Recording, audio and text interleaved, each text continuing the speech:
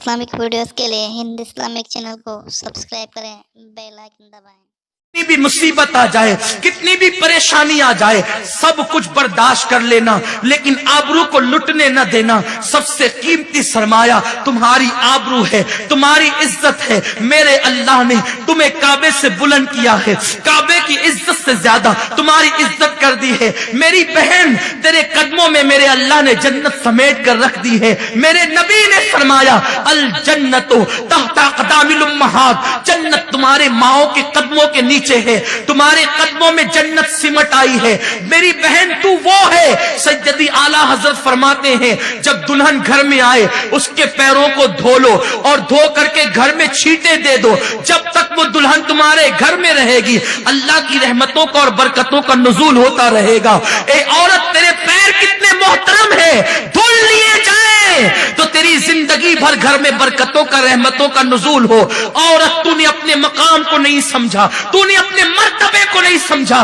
बुतों की पुजारन औरतों को देखकर, नाचने वाली सीरियलों की औरतों को देखकर तूने फातिमा का किरदार भुला दिया। अरे तू फातिमा की कनीज है, जिसके कदमों में जन्नत हो। वो किसी की आबरू पर, किसी की दौलत पर अपनी आबरू का सौदा कर ले, ये तेरी अजमत नहीं, ये तेरा किरदार नहीं। खुदा की इज्जत और जलाल की कसम, पूरी दुनिया के महलात एक तरफ, पूरी दुनिया के जेवर एक तरफ, पूरी दुनिया की दौलत एक तरफ, एक मुसलमान बेटी की इज्जत एक तरफ। आपको पता है ये मोमिन बच्चियों की इज्जत है। दुनिया तुम्हारी ताजीम नहीं करेगी अगर तुम अपने आप का एहतराम न करो, तुम अपने आप की ताजीम न करो। एक वाकया अर्ज करना चाहता था इख्तिताम पर, और गुफ्तगू समेटना चाहता हूं। इमाम याफई रहमतुल्लाहि ताला अलैह एक वाकया अपनी किताब में लिखते हैं, बड़ी मशहूर बात है और दिल के कानों से मेरी माए और बहनें सुने। अल्लाह अकबर, हालात आते हैं बड़े खतरनाक आते हैं, अल्लाह आजमाता भी है, आजमाइश भी होती है, लेकिन याद रखिए हमें इस्तिकामत का पहाड़ बनना होगा। दुनिया चंद दिन की है, 3 बार पेट भर के खाने वाला भी मर जाता है, भूखे रहने वाले को भी मौत आती है। महल में रहने वाला भी मर जाएगा, झोपड़े में रहने वाले को भी मौत आती है। जेवर पहनने वाली भी मर जाएगी, बगैर जेवर के पेवन वाली जिंदगी गुजारने वाले को भी मौत आती है। लेकिन महल और झोपड़े वाला सबको कफन ही पहनाया जाता है। जैसा नहीं कि जेवर वाली को जेवर के साथ दफन किया जाएगा, ऐसा नहीं है। महल वाले को महल के अंदर दफन किया जाएगा, ऐसा नहीं है। जहां महल में रहने वाली की कब्र होगी, वहीं पर झोपड़े में रहने वाली की कब्र भी होगी। फर्क इतना होगा, जिसने मौला को मना लिया होगा उसकी कब्र जन्नत के बागों में से एक बाग होगी। जिसने अपनी दामन की इस्मत की हिफाजत की होगी उसकी कब्र जन्नत के बागों में से एक बाग होगी। और जिसने जिस्म की नुमाइश की होगी, शौहर का महल होगा लेकिन अंदर बिलकती होगी।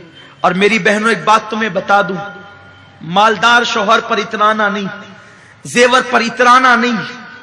किसी का शौहर कब्र में साथ न गया है, न तुम्हारा शौहर साथ जाएगा। हिंदुस्तान में एक जोड़े को जानता हूं, लेकिन एक की मिसाल देता हूं जिसने मोहब्बत का हक अदा करने की कोशिश की है। बहुत मशहूर मियां बीवी है, शौहर ने हक अदा किया, मोहब्बत का कोशिश की। वो शौहर है, उसका नाम शाहजहां है। लेकिन आपको पता है शाहजहां ने महल बनाना शुरू किया मुमताज के लिए। मुमताज के लिए महल बनाने को कमोबेश 22 से 23 साल का अरसा लगा। उस अरसे में मुमताज मर गई। जिसके लिए महल बन रहा था उसने देखा भी नहीं। लेकिन हैरत होती है, जो बीवी के लिए ताजमहल बनाए इतना बड़ा, उस जमाने में जब ताजमहल बनाने की बात इंजीनियर से की थी शाहजहां ने, और उसने एकदम इखलास के साथ अपनी बीवी के लिए बनाने का इरादा किया था, तो इंजीनियर से कहा था कि कितना बजट होगा। तो रोजाना कई अशरफियों के थैलियां, बड़े बड़े थैले ले जाता और ले जा करके दरिया में डाल देता, दरिया में डाल देता, दरिया में डाल देता। किसी ने आके शाहजहां का पैसे ले जाके दरिया में डाल देता है। शाहजहां ने पकड़ा, क्या है, मेरी दौलत को पानी समझा है, दरिया में डाल देता है। नहीं, पानी नहीं समझा, बताना इतना चाहता हूं, मैंने तो आपके पैसे छुपा के रखे, कंकर उस थैली में भर के डालता था ताकि आपको एहसास हो जाए। जैसे दरिया में ये डाल रहा हूं ना कंकर पैसे की शक्ल में, ऐसे ही दरिया में पैसे डालने पड़ेंगे जब ताज खड़ा होगा। और 23 साल या 22 साल की कलील मुद्दत में ताज बना।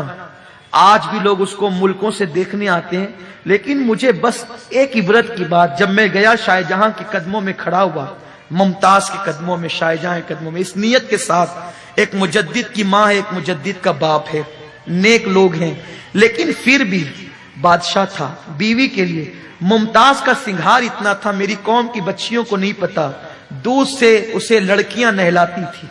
मुमताज की तारीख ये है, हर दिन उसके लिए नए हौज होते थे दूध के, और जब वो घर से बाहर निकलती थी तो सदफ के अंदर जो मोती पैदा होता है समुंदर में, वो मोती उसके बालों बाल पिरोए जाते थे। मैं चैलेंज करता हूं, मुझे माफ करना भावनगर के मालदारों, कितने भी मालदार हो, अपनी बीवी को वो सिंगार नहीं दे सकते जो शाहजहां ने दिया था।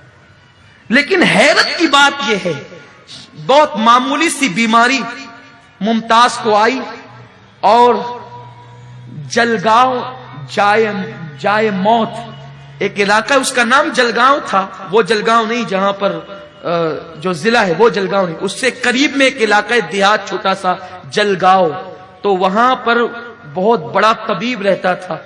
बादशाह मुमताज को वहां ले गया, वहीं बहुत मामूली सी बीमारी में उसको मौत आ गई, आखिरी हिचकी ली और उसका इंतकाल हो गया। उसके बाद उस गांव का नाम जाए मौत रख दिया गया, मौत की जगह। फिर बुरहानपुर में आऊ खाना बनाया गया और मसाले लगाकर मुमताज को रखा गया कि जब ताजमहल बनेगा तो उस वक्त तो उसको जो है वहां रखा जाएगा।